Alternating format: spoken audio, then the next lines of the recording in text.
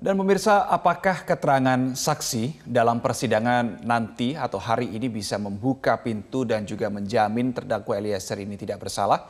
Kita akan membahasnya bersama pakar hukum pidana Jamin Ginting pagi hari ini. Selamat pagi, Bang Jamin Ginting. Salam sehat, Bang. Pagi, Bang Ginting. Ya, selamat pagi Bang Reno dan Mbak Eva. Selamat pagi semua pemirsa Metro TV. Iya, Bang Jamin Ginting, mengapa pihak keluarga Yosua dulu yang dihadirkan, bukan langsung Ferdy Sambo dan Putri Chandrawati?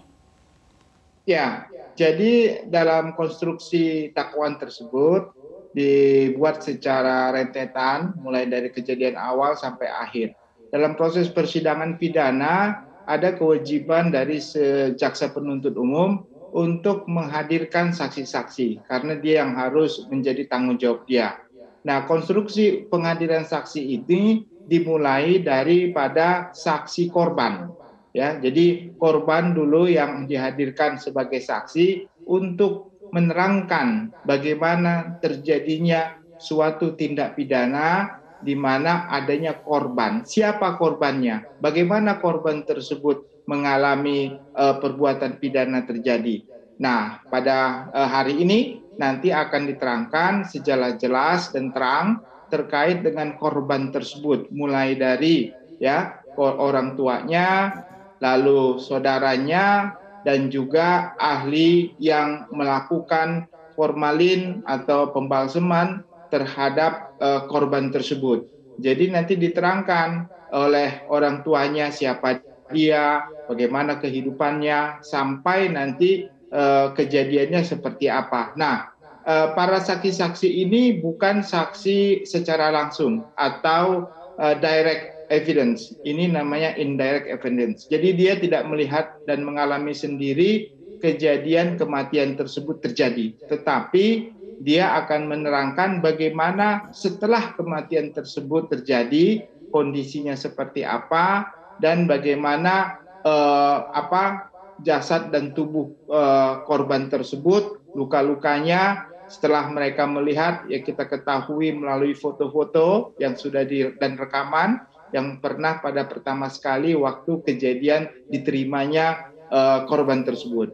Nah, selain itu juga yang paling penting adalah terkait dengan adanya komunikasi antara pacar almarhum dengan almarhum sendiri yang terkait dengan adanya ancaman dari beberapa squad yang menyatakan akan melakukan pembunuhan. Nah, ini sangat penting, artinya ini akan menunjukkan kalau adanya suatu rencana untuk melakukan tindak pidana pembunuhan.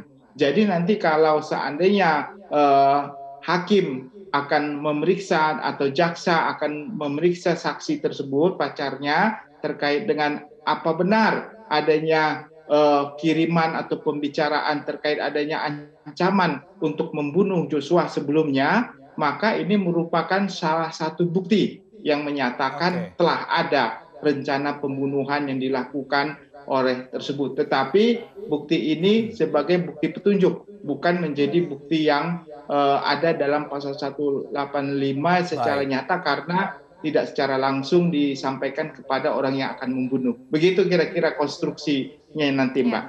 Bang Ginting, sesuai yang Anda sampaikan tadi bahwa keterangan 12 saksi yang hari ini akan dimintai atau diperdengarkan di pengadilan adalah indirect evidence. Ini berarti yang tidak terkait langsung, tidak berada pada saat kejadian itu berlangsung begitu ya. Seberapa signifikan keterangan dari indirect evidence ini akan berguna untuk menguak kebenaran dari kasus ini? Ya, jadi tadi terkait dengan adanya korban, apakah korban itu meninggal dan karena suatu tindak pidana atau pembunuhan, dan nanti dikait dengan bekas-bekas peluru yang ada pada tubuh korban yang dilihat oleh keluarga sendiri, akan menjadi bukti, ya, keterangan bukti di persidangan secara langsung. Nah, walaupun kita ketahui ada bukti ahli forensik yang sudah menentukan dan menyatakan adanya suatu kematian yang diakibatkan oleh peluru, ya, tembakan bagian depan dan bagian kepala. Tetapi itu adalah keterangan ahli dan keterangan surat, ya, bukan saksi. Nah, jadi ini saksi ini juga akan punya nilai karena nanti ada keterkaitan antara bukti forensik yang dikeluarkan oleh ahli forensik dan juga nanti ada surat dan ahli dan saksi. Jadi kan saling keterkaitan walaupun dia tidak melihat secara langsung, tapi setelah pos kematian postum dia melihat adanya luka-luka tersebut. Nah, itu yang menjadi saksi menjadi kuat. Akhirnya ada ahli, ada surat dari keterangan ahli dan ada saksi yang melihat sendiri setelah kematiannya. Jadi itu saling keterkaitan. Inilah yang namanya circumstances evidence, ya, artinya saling keterkaitan, bukti-bukti yang saling terkait. Begitu, Mbak. Baik. Dengan dihadirkannya saksi yang tidak langsung ini, apakah juga bisa meringankan Eliezer di persidangan nanti? Kalau saksi Eliezer sebenarnya nggak ada terkait ya dengan saksi-saksi keluarga ini, karena ini baru menerangkan terkait dengan akibat dari suatu kematian dan bagaimana korban tersebut diterima dan diformalin dan juga komunikasi perencanaan tersebut. Jadi kalau secara langsung keluarga mungkin tidak ada komunikasi dengan Baradae dan Baradae juga tentu tidak ada berkomunikasi dengan para keluarga ini dan ini belum sampai sana tentunya nanti terkaitan itu. Baradae itu kan direct evidence ya, jadi dia yang langsung melihat, mendengar dan mengalami, bahkan dia sebagai pelaku tindak pidana. Jadi tidak ada komunikasi saya kira dengan para saksi-saksi yang akan dihadirkan hari ini. Jadi saksi hari ini benar-benar hanya khusus untuk menyatakan adanya korban dan korban itu seperti apa keadaannya, plus nanti satu terkait dengan adanya suatu perencanaan pembunuhan kalau nanti bisa dibuktikan memang ada pembicaraan dengan pacarnya itu bahwasannya ada rencana yang selalu yang dikhawatirkan oleh korban dengan mengatakan saya akan dibunuh oleh squad dan segala macam itu. Nah, itu menjadi bukti lain dari perencanaan tadi itu. Begitu Mbak Eva. Baik. Bang Ginting, kalau dari kacamata Anda, kenapa kedua belas saksi ini dihadirkan di agenda persidangan terhadap terdakwa Eliezer, bukan terhadap terdakwa Sambo, Putri, dan lain-lainnya? Ya, jadi begini, Mas Reno, semua pelaku tindak pidana ini yang khusus untuk pembunuhan berencana dan pembunuhan dikenakan pasal yang sama, ya, pasal 340 dan pasal 338, ya, terkait dengan pembunuhan berencana atau pembunuhan dengan pasal 55, yaitu penyertaan, ya. Di antara mereka ini nanti akan ditemukan siapa yang aktor intelektualnya, siapa yang disuruh melakukan, atau yang bersama-sama melakukan. Jadi kebetulan saja Baradae ini melalui kuasa hukumnya tidak melakukan eksepsi, sehingga lebih dahulu dilanjutkan ke pemeriksaan saksi. Nah, sebenarnya apa yang dilakukan ini dengan menghadirkan 12 saksi dari keluarga Joshua ini juga nanti akan sama persis dengan apa yang akan dilakukan dengan terdakwa FS maupun PC atau RR dan Kuat Ma'ruf. Jadi sama semua, kebetulan saja karena lebih dahulu dia tidak melakukan eksepsi. Jadi konstruksi berpikirnya dakwaan tadi oleh jaksa penuntut umum yang menghadirkan saksi inilah sampelnya, sampel yang sama persis nanti diterapkan dengan sidang-sidang berikutnya. Karena sidang berikutnya ini kan belum masuk dalam pemeriksaan saksi karena mereka mengajukan eksepsi, sehingga harus dijawab eksepsinya dan harus ada putusan sela terhadap eksepsi tersebut. Jadi waktunya belakangan justru. Jadi ibarat kata strategi daripada kuasa Baradae ini untuk mendahulukan ini suatu kesempatan yang baik kira-kira yang bisa dilakukannya begitu. Baik, artinya kalau 12 saksi yang berupa keluarga dan pengacara Yosua sudah dihadirkan hari ini di persidangan Eliezer, apakah ada kemungkinan untuk dihadirkan di persidangan terdakwa lainnya, Bang Jamin Ginting? Ya, itu pasti Mbak Eva, itu pasti. Karena dakwaan jaksa penuntut umum itu sama tadi ya, 340 dan 338 buat khusus untuk pembunuhannya di luar dari obstruction of justice ya. Saya obstruction of justice juga kelihatannya juga akan mengarah ke sana, tetapi saya kira tidak semua saksi ini akan hadir.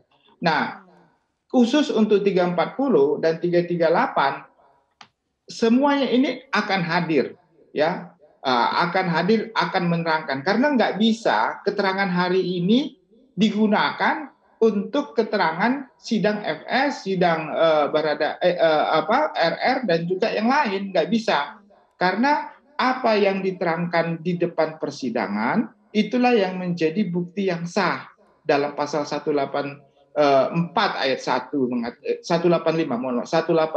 mengatakan begitu.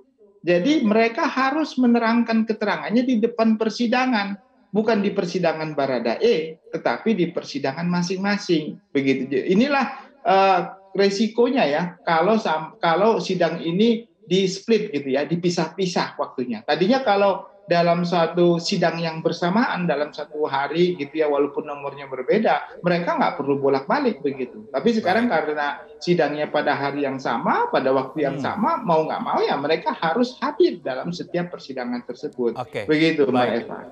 Bang Ginting, terakhir singkat saja, ada statement disampaikan oleh pihak kuasa hukum Richard Eliezer yang mengatakan bahwa ada skenario-skenario tertentu yang dilakukan oleh pihak Verdi Sambo CS untuk dalam tanda kutip memojokkan Richard Eliezer.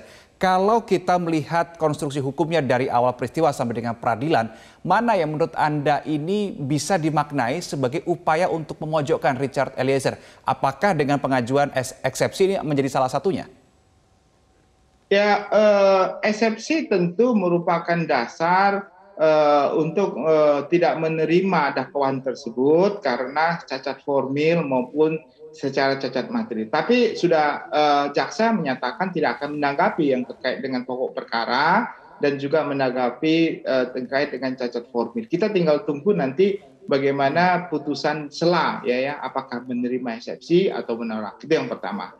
Yang kedua, tanda-tanda ataupun kelihatannya strategi yang dilakukan oleh PH, FS dan Ibu PC itu sudah menjadikan beberapa keterangan-keterangan saksi lain yang terjadi ya, contohnya Barada RR, Kuat Ma'ruf ya, apalagi Ibu PC ya, tentu mereka pasti berseberangan dengan keterangan apa yang disampaikan oleh Baradae. Nah, itulah kondisi yang mereka mau menginginkan, bahwasannya hanya Baradae yang menyatakan, contohnya ya, satu kecil ya, contohnya bahwasannya FS menembak. Hanya Baradae yang menerangkan bahwasannya nantinya ya, dalam perhitungan saya, kira-kiranya hanya adanya suatu pelecehan di Magelang begitu. Nah, jadi itu kesaksian yang lain bilang ada pelecehan, yang lain bilang nggak ada begitu. Nah, ini apakah pertanyaannya ini hakim bisa menerima begitu saja keterangan berapa ya, FS 4 lawan 1 begitu ya? Enggak juga. Hakim akan menilai dengan alat bukti lain, apakah keterangan saksi itu dapat diterima dengan benar atau enggak, atau sebagai suatu keterangan palsu begitu. Jadi enggak selalu berpatokan pada keterangan yang berbeda itu, enggak. Dia harus mencari keterangan lain beserta keyakinannya. Nah, itu di pasal 183 KUHP mengatakan demikian. Baik. Kita masih akan nantikan jalannya persidangan yang kemungkinan masih lama ya, Bang Jamin Ginting, dan hari ini akan dilanjutkan dengan sidang pemeriksaan saksi, 12 saksi untuk sidang terdakwa Eliezer. Terima kasih pakar hukum pidana Jamin Ginting sudah bergabung bersama kami di Metro Pagi Prime Time.